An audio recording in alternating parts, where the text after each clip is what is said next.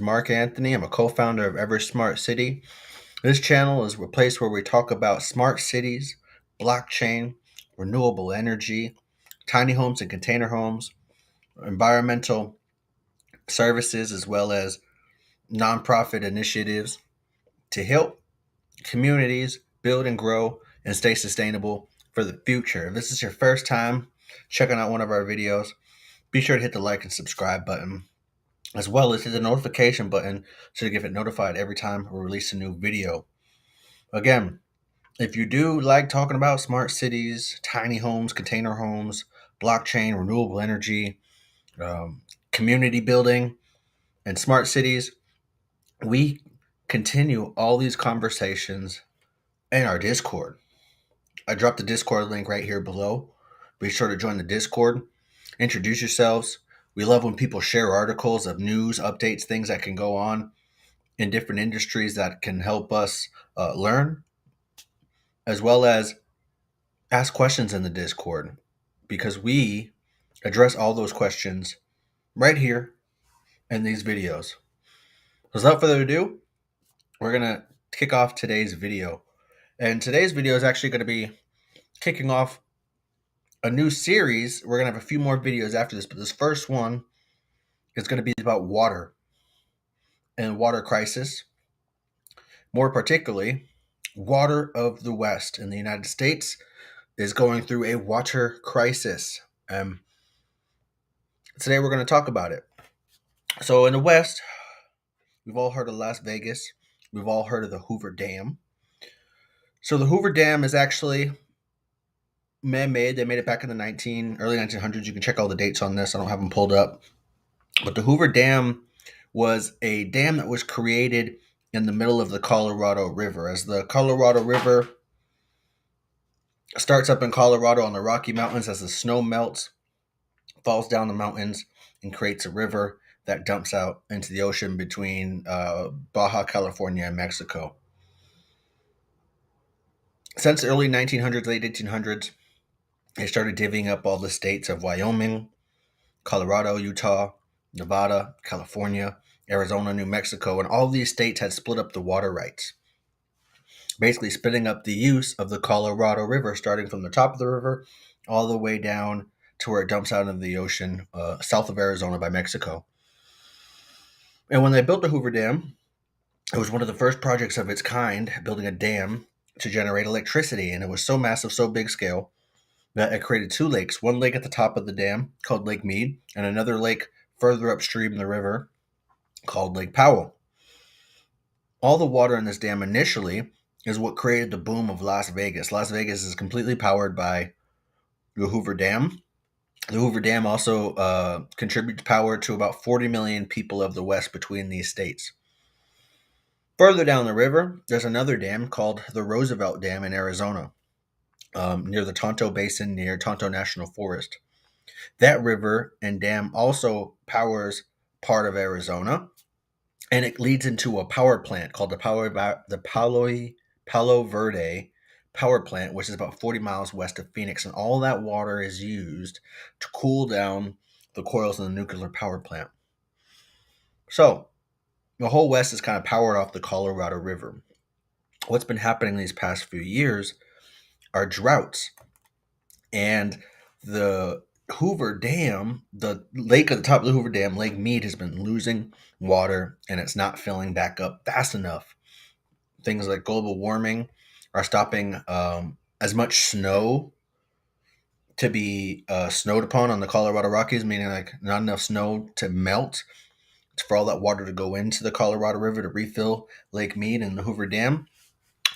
So when the Hoover Dam's filled up, 1980s, let's say, it's about 1,200 feet high, this lake. The water level is about 1,250 feet high. The bottom of the Hoover Dam, where it becomes a critical point where the Hoover Dam basically shuts down, is 950 feet. Today, this is about the end of May, beginning of March of 2022. The Hoover Dam's water level is about 1,500 feet, just about 100 feet from the critical shutoff point of 950 feet at the Hoover Dam. The Hoover Dam and Lake Mead are running out of water. Farms are pumping water without regulation. Arizona, Nevada, Utah, Colorado, the whole United States is in a building boom and a housing crisis. Houses are being built at record pace in record numbers, especially Arizona. Um, Maricopa County is known as one of the fastest growing, largest growing counties in the world, with some of its cities inside the county being some of the largest and fastest growing cities in the country as well. All these people, all this water, there's even plans for another new city that's going to be projected to be twice the size of Tucson, Arizona, just east of Phoenix. And they're calling that area the Superstition Vistas. It's supposed to be so big, it's supposed to house over 900,000 people, just shy of 1 million people. And their plan is to develop out this 276 square miles of empty desert. A lot of homes, a lot of people, a lot of electricity, and a lot of water. It came to a point where now in Arizona, I can't speak for Nevada or Utah or Colorado or New Mexico or California, but I know specifically in Arizona, there's been some towns and communities that have been hit hard. Their wells have dried up, they have run out of water. The city said that we're no longer providing water services. You have to truck in your water from outside and bring it here. Cities like Strawberry and Pine, Arizona, up near Payson, have run out of water. Their wells have run dry. A community called the Rio Verde Valley, just north of Scottsdale, Arizona, wells have run dry. They have to truck in water. The Navajo Nation, Navajo County, up by Four Corners, close to Albuquerque, shut off water. They have to truck in water. There's a crisis where all the water that we have is being used for electricity and is not being used for drinking water. Our water tables are getting dried up. Our aquifers are running empty here in the West. And there's ideas and plans of trying to stream off the Mississippi River, create a canal off the Mississippi River to connect it to the Colorado River and start diverging water across the country from the Mississippi into the Colorado to bring water into the rest. Because there's not enough water. They're running out of water. There's a lot of development going on.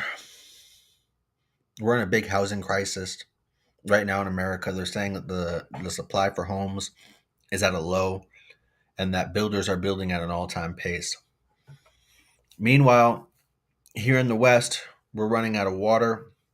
Arizona just declared some water cuts after this year. Rio Verde Valley, come December, their water is going to be shut off from the city, as well as many other towns up and down the Colorado River, all throughout the state of Arizona. And there isn't a plan to replenish that water. There isn't a plan to replenish the groundwater. Arizona, Nevada, New Mexico, Utah, Colorado, Wyoming, and California need help. And these video series are designed to bring awareness to the situation, as well as create a conversation that can come up with some ideas, some solutions. And so one of the things we'll be looking at is what are some of the things that other communities have done in the past around the world to solve their water crises, to heal their regions, to heal their communities. Places in the Sahara Desert, like places in India, places in Asia, that all have had water crises throughout the times. I mean, this isn't the first time in history something like this has happened, and there's many projects around the world for healing the earth in these processes. There's projects that use desalination. There's projects that use permaculture, which is like regenerating the aquifers or the water in the water table. So these next couple of videos, we're going to be looking at some of these different techniques that other communities, other regions, other cities, other states have tried and have worked, from desalination to permaculture. And we're going to be checking all these things out. So this video was really just to pre-frame what's going on, why we're going to be looking at this, and what are some of the things that other cities have done in the past that was really smart, and what can smart cities of the future and cities in this region right here do to be smart, to implement some of these techniques and strategies and even technologies to become a smart city and help save the West and solve our water crisis.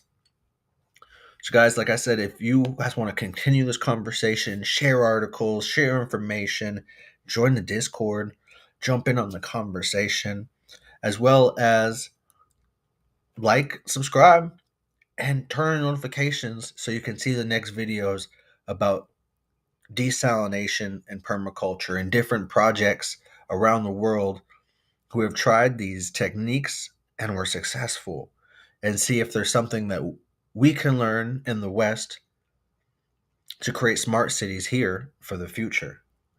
Thank you guys for watching Ever Smart City.